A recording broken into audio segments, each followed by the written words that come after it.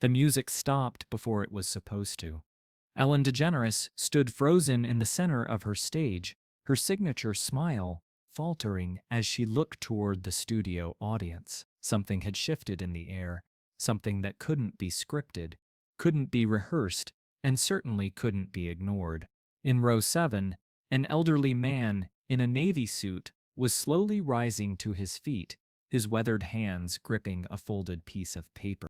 The nursing home residents, who could be there, were seated around the edges of the room, and Ellen's studio audience had been invited to follow the action via live stream on their phones. Margaret Morrison sat in her wheelchair near the window, wearing a lavender sweater and looking politely confused by all the activity. She was a tiny woman with snow-white hair that someone had carefully styled for the occasion. Her eyes held that distant look that families of Alzheimer's patients know so well, present but not quite there. Ellen knelt beside Margaret's wheelchair and introduced herself gently. "Hi, Margaret, I'm Ellen, and I have someone here who'd very much like to dance with you." Margaret looked at Ellen with polite interest but no recognition when Frank approached. He'd straightened his tie 3 times during the drive over, and his hands shook slightly as he walked toward his wife of 6 decades. "Hello, beautiful," Frank said softly, kneeling down to Margaret's level. "Would you like to dance?"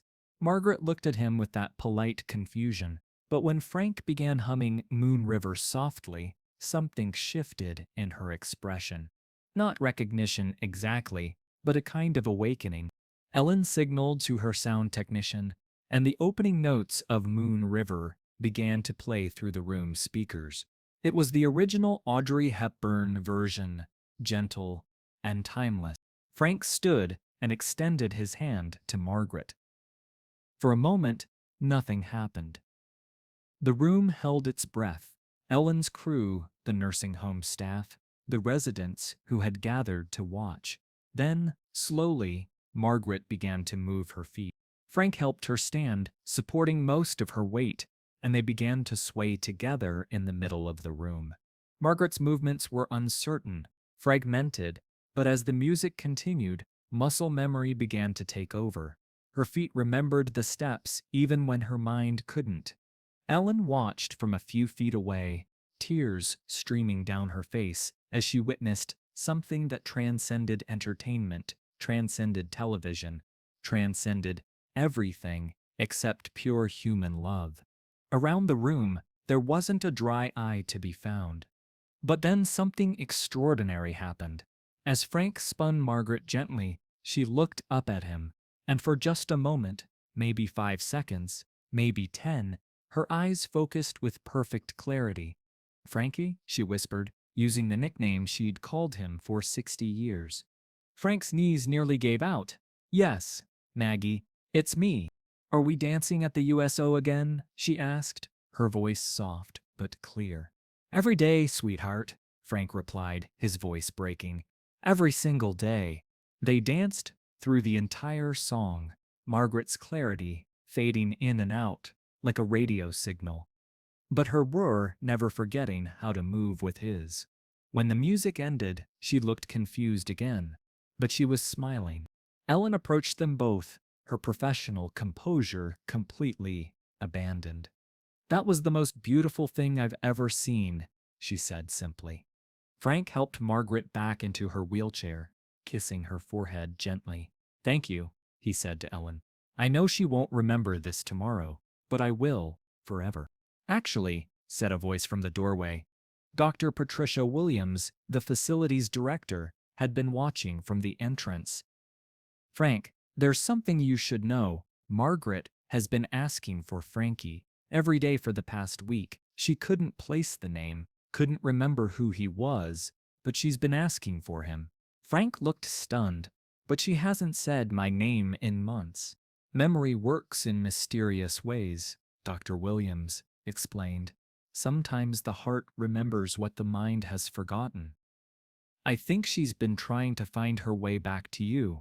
Ellen's cameras had captured every moment, but as the crew began packing up, she made another unprecedented decision.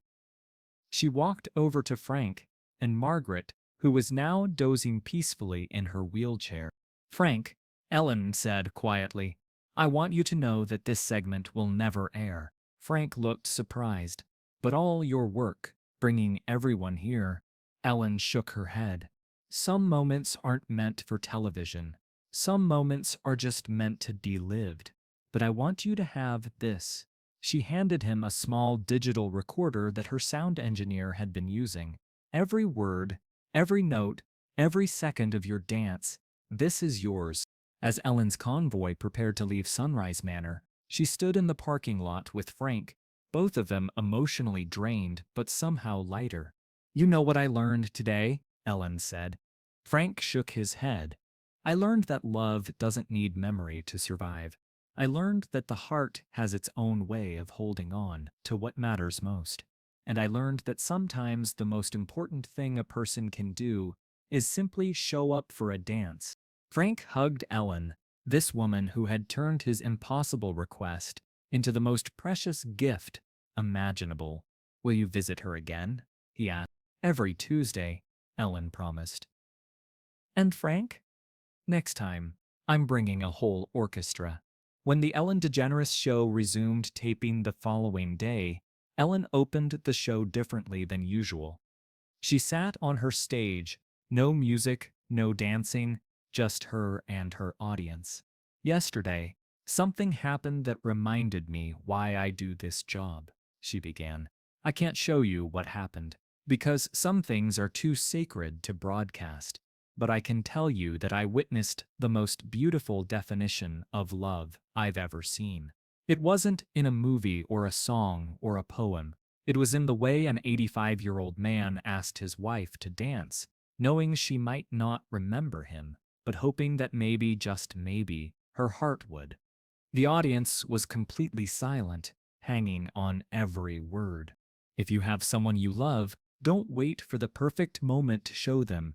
Don't wait for the right song or the right place or the right circumstances, because the perfect moment is right now, and the right place is wherever you are, and the only right circumstance is that you're both still here. Ellen stood up, walked to the edge of her stage, and looked directly into the camera. "Frank and Margaret Morrison, if you're watching, and I hope you are, Frank, even if Maggie doesn't understand, you reminded all of us what it means to love someone completely. Thank you for that gift." The show went on, but something had changed. Not just for Ellen, but for everyone who worked on the show, everyone in the audience, everyone who would hear this story in the days and weeks to come. Frank kept his promise to visit Margaret every day. Some days she knew him, some days she didn't, but every day at 3 p.m., he would put on their song and ask her to dance. And Ellen kept her promise too. Every Tuesday she would arrive at Sunrise Manor with a small speaker and a playlist of songs from the 1940s. But the most beautiful part of the story happened 3 months later. Frank arrived for his daily visit to find Margaret sitting in the activities room, humming. As he approached, she looked up and smiled. "There you are, Frankie," she said clearly. "I've been waiting for you. Shall we dance?" Dr. Williams later explained that sometimes, when people with Alzheimer's have powerful emotional experiences, it can create new neural pathways, new ways for the brain to access old memories. Margaret's condition didn't reverse, but she had found her way back to Frank, at least partially. Ellen never aired the footage from Sunrise Manor, but she kept a copy in her office. Sometimes, when the pressures of television became overwhelming, when ratings and sponsors and celebrities seemed to matter too much, she would watch Frank and Margaret dance and remember what really mattered. The story spread anyway, as beautiful stories do.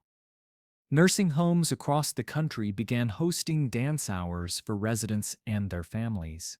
Music therapists started using Moon River in their sessions with Alzheimer's patients. And couples everywhere began dancing a little more often, holding each other a little closer, recognizing that every dance might be the last one they remember.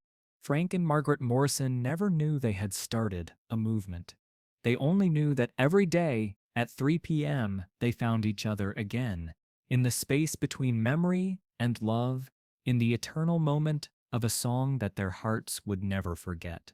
And Ellen learned that sometimes the most powerful thing a television host can do is turn off the cameras and simply witness love in its purest form. Because some stories aren't meant to be told, they're meant to be lived and remembered and carried forward in the hearts of everyone lucky enough to see them unfold.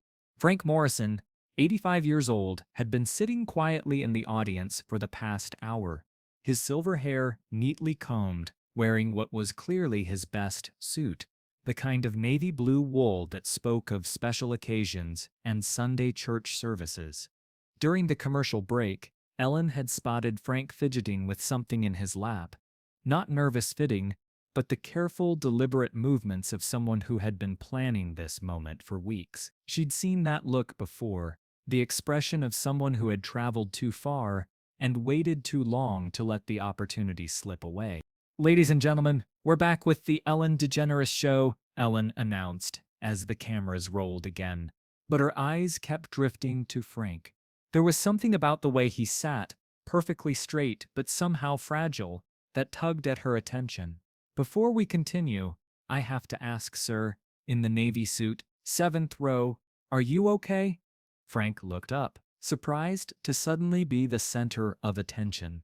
The studio lights caught the deep lines around his eyes, the kind that come from decades of both laughter and worry. For a moment, he seemed to consider sitting back down, but then he glanced at the paper in his hands and stood a little straighter.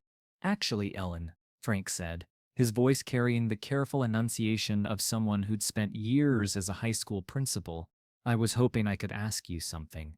Ellen felt the familiar shift that happened when spontaneous moments began to unfold on her show. The production team in the booth was probably having minor heart attacks, but Ellen had learned long ago that the best television happened when you abandoned the script and followed your instincts. "Of course," she said, walking down from her stage into the audience. "What's your name, and what's on your mind?" "Frank Morrison," he replied, extending a hand that shook slightly with age rather than nerves. "And this might sound strange, but I was wondering if you could help me dance with my wife one more time." The studio fell into that particular kind of silence that precedes something important. Ellen looked around, scanning the seats near Frank. "Is your wife here with you today?" Frank's expression shifted, and Ellen immediately understood that this was about to become one of those moments that would stay with everyone in the studio long after the cameras stopped rolling. "Not exactly," Frank said quietly. "She's at Sunrise Manor, about 20 minutes from here. We've been married 62 years, and she doesn't remember my name anymore. Alzheimer's. But she still loves to dance." Ellen felt her heart skip. Around the studio, audience members were beginning to lean forward in their seats. This wasn't entertainment anymore. This was real life walking onto her stage. "Tell me about her," Ellen said softly, pulling up a chair that a crew member had quickly provided. Frank's face transformed as he spoke about his wife, Margaret Mary Morrison, Maggie. "We met at a USO dance in 1962. I was shipping out to Germany the next week, and she was the most beautiful girl I'd ever seen. Wore a blue dress with tiny white flowers. We danced to Moon River 4 times that night." He paused, looking down at the paper in his hands. "I know this sounds crazy, but that song still reaches her. Even when she doesn't know who I am, when I play Moon River, something in her eyes comes alive." She starts moving her feet, just a little. "The nurses say it's muscle memory, but I think it's something deeper." Ellen was quiet for a moment, processing what Frank was asking. "And you want to dance with her here? Today?" "I know it's impossible," Frank said, quickly. "I know you have a show to do, and I probably should have called ahead." But he unfolded the paper in his hands. "Yesterday was the first day she didn't recognize me at all. Not for a few minutes, not for a few seconds. Nothing. And I realized I might not have many more chances." The paper was a printout of an email Ellen could see the timestamp from that morning. Frank had written to her show's producers at Ellen stood up and walked back to her stage, but instead of continuing with the planned segments, she did something unprecedented. She walked to the edge of the stage and addressed her audience directly. "How many of you have ever lost someone while they were still alive?" she asked. Hands went up throughout the studio. Not everyone, but enough that Ellen could see the shared understanding rippling through the crowd. "Here's what we're going to do," Ellen announced. "Frank, I want you to stay right where you are. And everyone else, I need you to help me make something beautiful happen." Ellen walked to the side of the stage where her production team huddled around monitors and clipboards. A quick conversation with her producer, and suddenly the entire crew was moving with purpose. Ellen returned to her microphone. "Frank, what's the number for Sunrise Manor?" For the next 15 minutes, the Ellen DeGeneres show became something it had never been before. Ellen called Sunrise Manor live on air, speaking with nurses, explaining the situation, asking if there was any way to bring Margaret to the studio. The answer was complicated. She couldn't travel easily. The confusion of a new environment might upset her. But Ellen wasn't deterred. "Then we're coming to you," Ellen announced. Behind the scenes, Ellen made a decision that defied every production expectation and probably several insurance policies. She was taking her show on the road, right now, to a nursing home 20 minutes away. The studio audience watched in amazement as Ellen's team began dismantling equipment with military precision. Cameras, lights, sound equipment, all being loaded into vans. Ellen grabbed Frank's hand. "Have you ever been in a motorcade?" she asked, with a grin that was part mischief, part determination. "Not since I drove the mayor around during the 1976 bicentennial parade," Frank replied, and for the first time since he'd stood up, he smiled.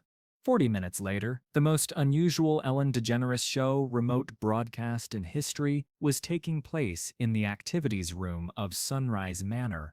Ellen's crew had transformed the space, setting up professional lighting that made the room warm and golden, arranging cameras to capture every angle. The audience around him grew quiet, sensing that this wasn't part of the show. It was Tuesday afternoon at Warner Brothers Studio in Burbank. The Ellen DeGeneres show was in the middle of its usual afternoon taping, the energy bright and infectious as always. Ellen had just finished a segment with a local dance group, and the studio was still buzzing with leftover applause when she noticed him.